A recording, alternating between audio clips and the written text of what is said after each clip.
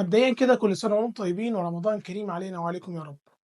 ده آخر فيديو هنتكلم فيه عن الدالي وهنجاوب فيه على الأسئلة اللي جات في الفيديوهات اللي فاتت، وكمان هنعرف كيفية ربط الدالي بنظام السمارت كينكس أو أي نظام سمارت في البيت عندك.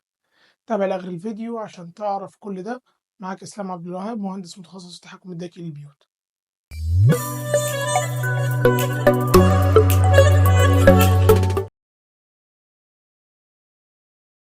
طيب لو أنت راجل مالكش في نظام السمارت والتحكم الذكي والجو الأوفر ده، أنت عاوز مفتاح في الحيطة وتعلي وتوطي الإضاءة منه وخلاص.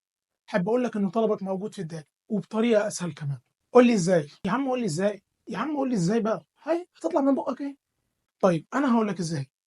بكل بساطة بدل ما توصّل نيوترال لللمبة والراجع بتاعها تاخده على المفتاح أو السويتش اللي واصل له live already، تروح تاخد الوايرين بتوع الlive والneutral زي ما هم كده بسلاطاتهم ببابا غنوجهم وتوصّلهم لكل اللمبات عادي.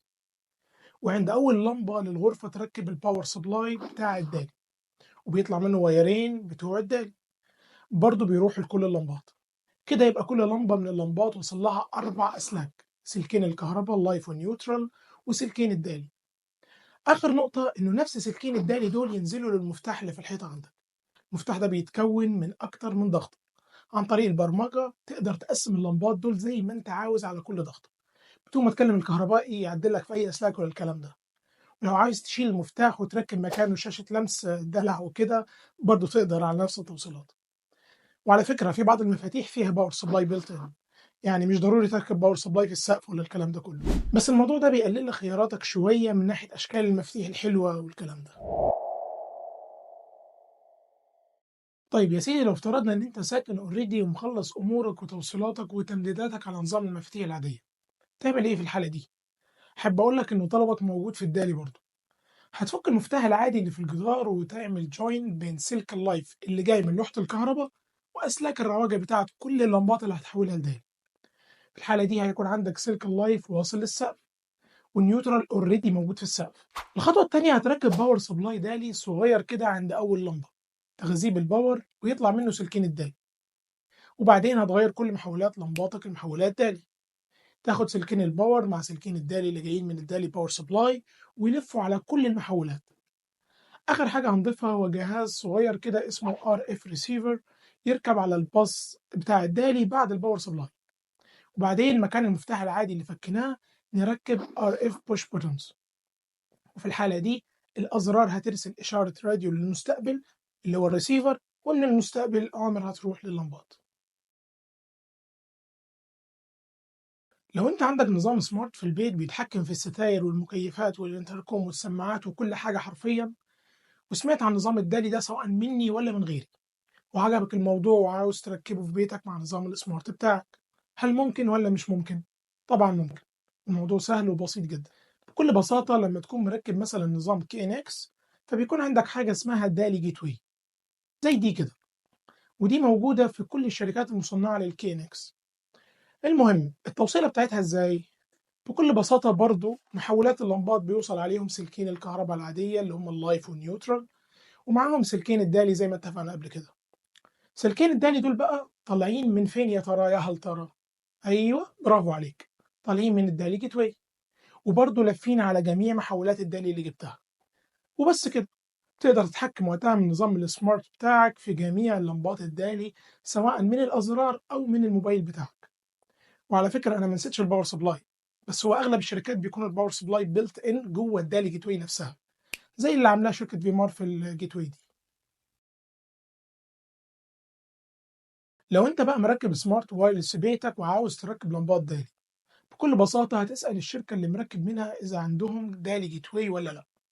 لو قالوا لك عندهم يبقى من حظك ومن نصيبك، ولو قالوا لك لأ ما تقلقش، مفيش حاجة ملهاش حل يا معلم. بكل بساطة هتجيب محولات دالي وتركب عليها اللمبات، وهتجيب باور سبلاي دالي برضه تركبه عند أول لمبة في السقف، وأهم حاجة يكون واصل باور للسقف. وبعدين تجيب الدالي وايرلس بريدج ده وتركبه على الدالي باص، وتجيب أليكسا اللي بتحكي مطر، وبكده تقدر تعرف كل محولات الدالي اللي جبتهم على أليكسا ابلكيشن.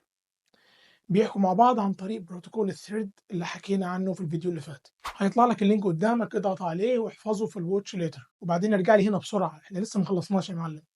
يبقى عليك تسيبني وانا في نص الفيديو اتكلم مع الحيط انا يعني ولا ايه؟ اضحك محمد، اضحك اضحك اضحك عبد الله، اضحك اضحك اضحك يلعن، اضحك اضحك.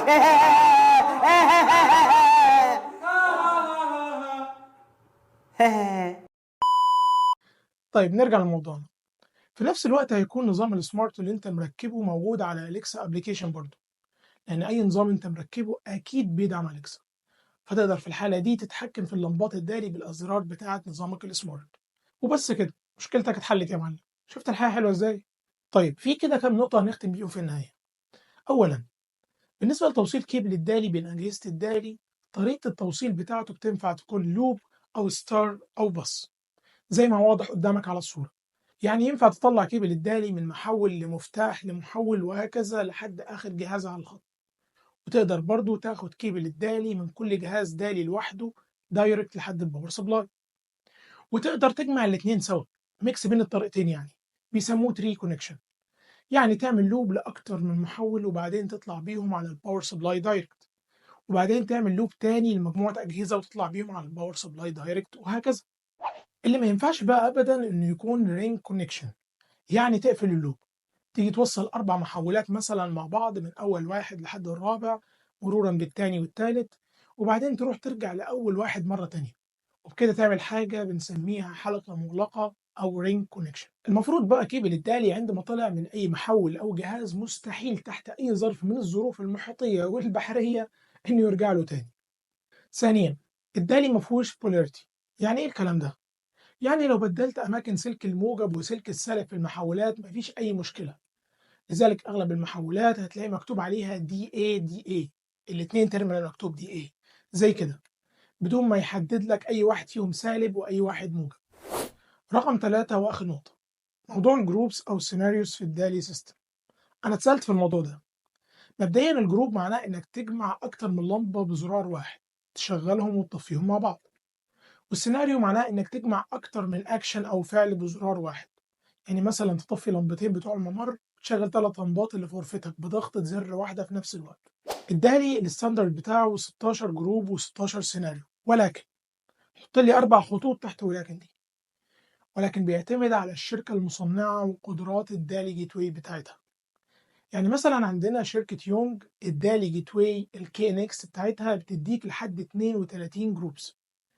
ده تطوير خاص بالشركة نفسها وتم اختباره من الدي اي اي اي وتمت الموافقة عليه، ولكن مش ده الستاندرد بتاع البروتوكول على الأقل لحد دلوقتي. تمام لحد هنا؟ أسيبك بقى، أنا دلوقتي طولت عليك في موضوع الدالي صح؟ حتى أنا زهقت كمان، مش لوحدك على فكرة. الفيديو الجاي بقى موضوع جديد وحلقة جديدة في عالم البيوت الذكية بعيدا عن نظام الدالي.